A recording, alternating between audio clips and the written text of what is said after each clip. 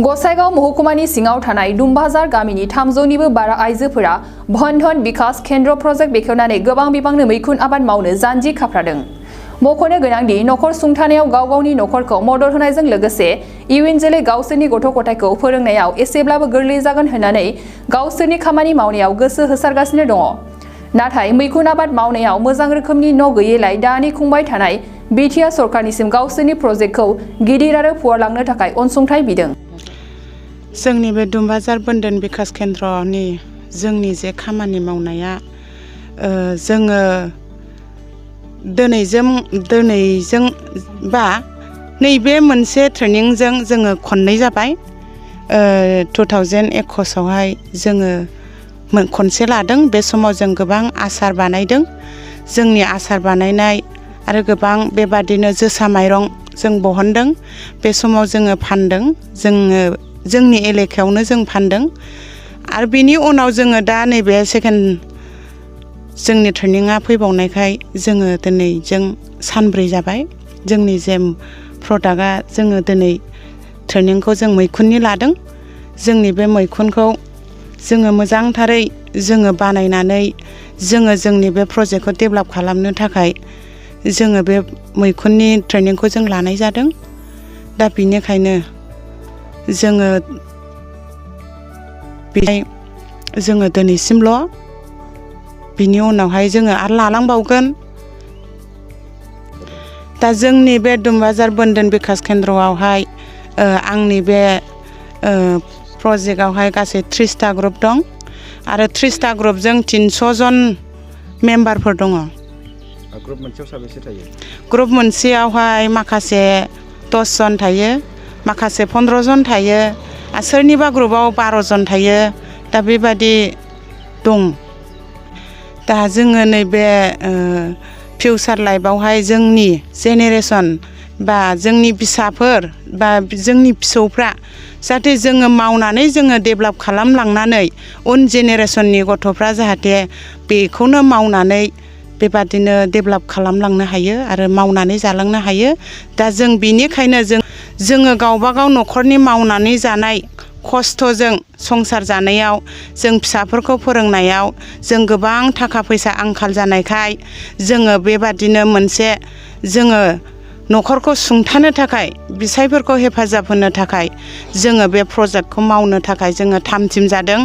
बेनिखायनो जोङो दिनै बे प्रजेक्ट मावनायनि गेजेरजों जोङो गसंथानानै जों न'खरफोरखौ लुखांलांनो थाखाय फिसाफोरखौ फोरोंलांनो थाखाय जोङो दिनै सरखारनिफ्राय मोनसेबो अनसुंथाइ मोनैनि थाखाय जोङो दिनै खौसे जानानै दिनै आङो 300 जन ग्रुपखौ लानानै आङो बे प्रजेक्टखौ आङो मावलांगोन आरो बे प्रजेक्टजोंनो जोङो फिसाफोरखौ जोङो फोरोंलांगोन। बिनिखायनो दिनै जोंना बिटिआर ओनसोलाव जोङो बिटिआरनि जेसेबांनाखि मावफुंग्राफोर दं, इएमफोर दं, उकिलफोर दं, दिनै चिफ सारमोन दं।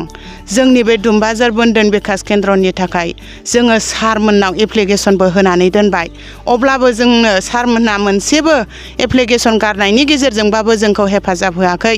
बिनिखायनो दिनै सारमोननि बिटिआर गभर्नमेन्टनिफ्राय जों बेखौनो लुबैयो।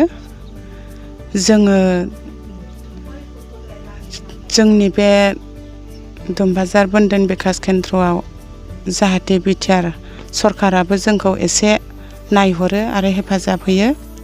जोंनि बे दुमबाजार विकास केन्द्रआवहाय बिटिआर गभर्नमेन्टआ जाहाथे मोनसे अनसुंथाइखौ होयो आरो जोंनि बे प्रजेक्ट मावनायावबो एसे हेल्प होयो।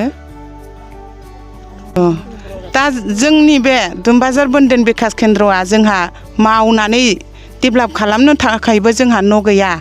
बिनिखायनो दिनै बिटिआर गभर्नमेन्टआ जोंखौ एसे हेफाजाब होयो जाहाथे जोंनि बे न'फोरखौ अननानै जोंनो एसे न'नि थाखाय हेफाजाब होयो। जोंनि दोनथ'बाय।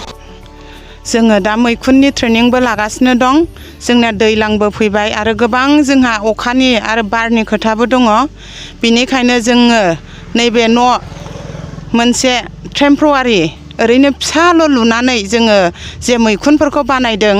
जोङो बिनिखायनो बे मैखुन दोननो थाखायबो जोंहा बोथोरा जोंनि थाखाय गाज्रि अखा बोथोरनि फैनायखाय जोङो बेखौनो सारमोननिफ्राय एसे अनसुंथाइ मोननो खावलायनाय थादों।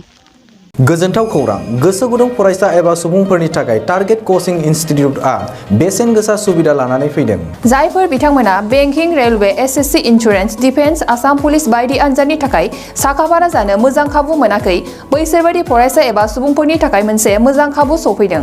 बरपेटा रोड विशाल मेगा मार्टनि साखाथियाव थानाय आमतलाव बे टारगेट कचिं इनस्टिट्यूटखौ खुलिनाय जादों। आथिखालनि साख्रि मोनै आरो बेकार जेंनाखौ नोजोर होनानै बे टारगेट कचिं इनस्टिट्यूटआ सोलोंसाफोरखौ गोबां गियान होनो थाखाय राहा लादों। बे टारगेट कचिं इनस्टिट्यूटआव सोलोंथाइ होनो लानाय आयदाफोरा जाबाय banking, railway, SSC, insurance, defence आरो आसाम पुलिस। जायफोर सोलोंनो गोसो गुदुं बिथांमोना टारगेट कचिं इनस्टिट्यूटआव मुं थिसननो एबा गोबां मिथिनो थाखाय 8134097059 एबा 8638961177 जानबुं नाम्बाराव जगाजग खालामनो हागोन।